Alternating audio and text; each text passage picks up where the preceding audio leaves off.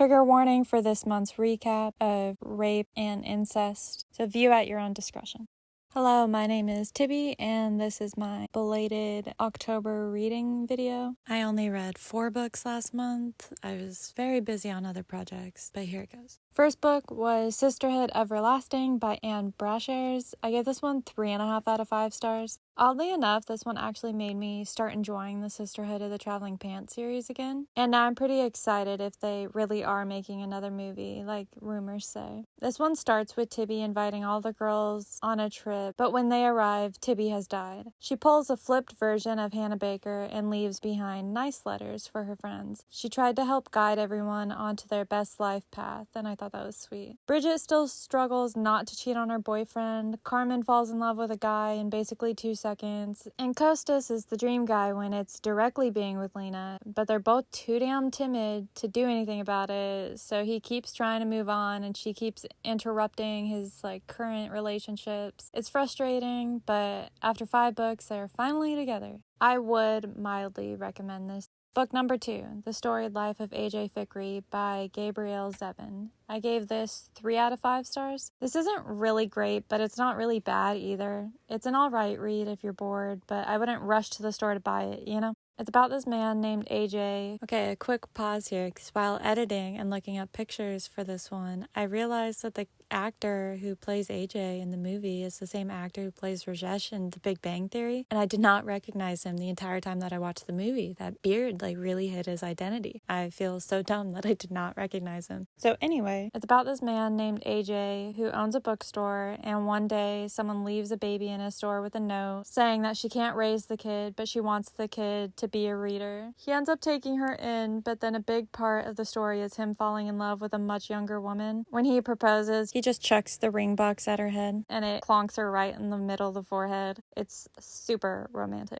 It's an alright read, but I would only lightly recommend it. Book number 3, A Walk to Remember by Nicholas Sparks. I gave this one 3 out of 5 stars. This is the first Nicholas Sparks book that I've actually finished. Are they all this religious? The movies don't feel as religious as this book felt. I'm honestly kind of disappointed in the book of this. I feel like there's so much more chemistry in the movie. This is about a guy, Landon, who needs a date, but everyone's already taken. So he asks the super Christian girl, Jamie, but then accidentally falls in love with her. But wait. There's more. She has leukemia and she is dying. He knows that she wants to be married before she dies, so he just marries her and then she dies. The movie adds so much more to the story. In the movie, there's the whole bucket list she wants to achieve before she dies, and none of that is in the book. The book is just, she wants to get married, so he marries her, and then that's it. And a whole lot of Jesus. Side note, Jamie Sullivan in the book has blonde hair and blue eyes, and they cast a brown-haired, brown-eyed Mandy Moore. Pretty sure that also happened in The Darkest Minds. I guess the appeal for Mandy Moore is stronger than accurate character depictions. It's an okay read. This month seems to be a month of, it's alright books.